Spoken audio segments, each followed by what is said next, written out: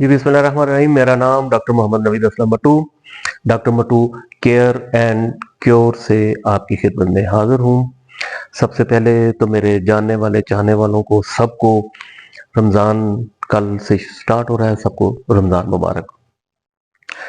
आज की वीडियो के मतलब टॉपिक का नाम तो मैंने कोई नहीं रखा, लेकिन आज की वीडियो में रमज़ान शरीफ में हम रमज़ान शरीफ को कैसे गुजारें। मसलन कोई ब्लड प्रेशर का पेशेंट है तो वो रमज़ान शरीफ में क्या एहतियातें करे और क्या डाइट ले। इसी तरह फैटी लिवर के हैं, किडनी के पेशेंट हैं, किडनी के पेशेंट से मुराद कोई स्टोन वगैरह है अगर उनके तो वो क्या एहतियातें करें। शुगर के पेशेंट स्पेशली क्या एहतियाती तदाबीर इख्तियार करें, क्या डाइट लें और क्या ना करें। आज हम इसके ऊपर वीडियो बनाने लगे हैं। रहमतों का महीना रमज़ान, मेरे लिए भी दुआओं में जगह रखिएगा, मुझे भी अपनी दुआओं में याद रखें और अल्लाह ताला आप सबको इसकी रहमतों से मुस्तफ़ीज़ होने का शर्फ बख्शे। रमज़ान शरीफ में हमारे वो पेशेंट जो डायबिटिक हैं, सबसे पहले उसके ऊपर हम गुफ्तगू कर लेते हैं। रमज़ान शरीफ में हमारा वो पेशेंट जो शुगर के प्रॉब्लम में या मर्ज में मुब्तला है, कोशिश करें कि आप अपने खानों में नंबर एक तो फैट्स का इस्तेमाल बहुत कम करें। नंबर दो, आपके खानों में शुगर का इस्तेमाल भी कम हो। गो के ये 12-15 घंटे का रोज़ा होता है, इसमें शुगर के पेशेंट का सुबह सहरी खाने के बाद शुगर थोड़ी हाई होगी ऑब्वियसली। मेडिसिन वो जो भी ले रहे हैं, होम्योपैथिक ले रहे हैं या कोई एलोपैथिक ले रहे हैं, वो ज़रूर इस्तेमाल करें। और उसके बाद चूंकि 12-15 घंटे का ये रोज़ा होगा तो ऑब्वियसली उनकी शुगर का लेवल लो होना शुरू हो जाता है। प्रॉब्लम आती है जब हम रोज़ा खोलते हैं, तो रोज़ा खोलने में शुगर का मरीज बड़ी एहतियात करें। हमारे यहाँ एक रवाज बन गया है कि हम समोसे, पकोड़े, चटपटी चीज़ें ये रोज़ा अफ्तारी के टाइम में हम बड़ी बनाते हैं किसी और ये हमारा ही यहाँ पे रवाज है। हालांकि ना ही तो किसी हदीस शरीफ में लिखा हुआ है, ना ही किसी कुरानी आयत में लिखा हुआ है कि पकोड़ा और समोसा ज़रूर होना चाहिए। लिहाजा शुगर का मरीज चूंकि सारे दिन का रोज़ा रखने की वजह से उसका शुगर का लेवल लो हुआ होता है, ऑब्वियसली वो एक आध खजूर खा ले सुन्नत के तौर पे। नीम गर्म पानी से रोज़ा अफ्तार करें। मैं इस वक्त पाकिस्तान के जिस हिस्से में हूँ, यहाँ पे अभी भी ठंड है। आपने देखा होगा मेरी पिछली वीडियोस में जिसमें मैंने स्वेटर नहीं पहना होता, और किसी में मैं स्वेटर भी पहन रहा हूँ क्योंकि मेरा करीब एबटाबाद है।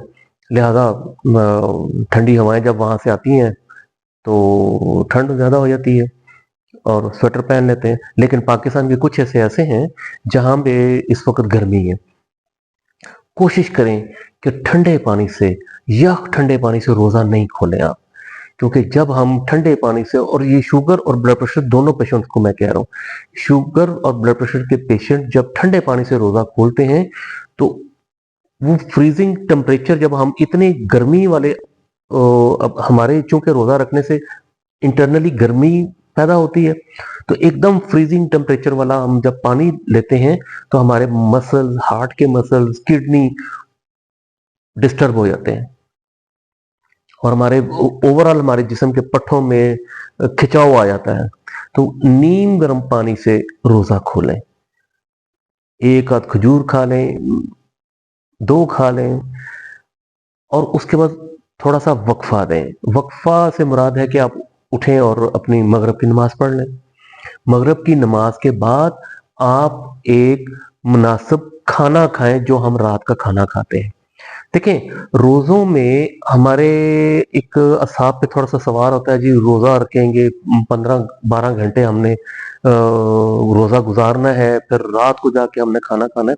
आप इसको ज़रा टेक्निकली देखें, सुबह 7-8 बजे अक्सर बच्चे स्कूल जाते हैं, तो नाश्ता करते हैं, तो 2 घंटे पहले हमने नाश्ता कर लिया जिसको हम सहरी कहते हैं। दोपहर को यूजुअली किसी काम की वजह से हम बाज़ वक़्त खाना नहीं खाते, रात को जाके खाना खाते हैं। तो रात का जो 8 बजे का खाना है वो हम अब मगरिब के फ़ौरन बाद खा लिया करेंगे। तो 2 घंटे हम हमारे वहाँ से भी बच गए। तो एक्चुअली देखा जाए तो हमने तो दोपहर का खाना छोड़ा है। तो इतना बड़ा इश्यू नहीं है। इसको हल्के से मैनेज किया जाए तो अच्छे से आपका रोज़ा गुज़र सकता है। रोज़ों में कोशिश करें कि शुगर के पेशेंट और ब्लड प्रेशर के पेशेंट चटपटी चीज़ों से, चिकनाई वाली चीज़ों से खुदारा उससे एहतराज़ करें क्योंकि ये हज़म नहीं होंगी और आपका शुगर का लेवल एकदम बड़ा हाई कर देंगी, जिसको कूल डाउन होने में फिर कुछ थोड़ा-सा आपको टाइम लगेगा।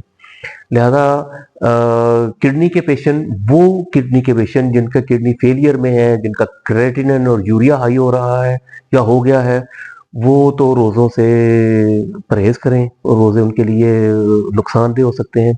और वो पेशेंट जिनके किडनी में स्टोन्स हैं, वो देखभाल के रोज़ा रखें। अगर रोज़ों से उनकी किडनी के फंक्शन में कोई फ़र्क नहीं पड़ रहा, यानी कि उनको दर्द नहीं हो रही या कोई इश्यू नहीं है, तो रख के देख लें, चेक कर लें। अगर कोई प्रॉब्लम आती है तो वो भी ज़रा देख के रोज़ा रखें। रोज़ों में आप कोशिश करें कि रोज़ा खोलने के बाद पानी का इस्तेमाल ज़्यादा करें। जितना आप पानी पिएँगे उतना ही आपको यूरिन खुल के आएगा, यूरिनेशन ज़्यादा होगी और ड्रेनिंग अच्छी हो जाएगी और किडनी साफ रहेंगे, मैदा साफ रहेगा। उतना खाना खाएं, सहरी में भी उतनी सहरी खाएं और रात के खाने में उतना खाना खाएं जितनी के आपको भूख है।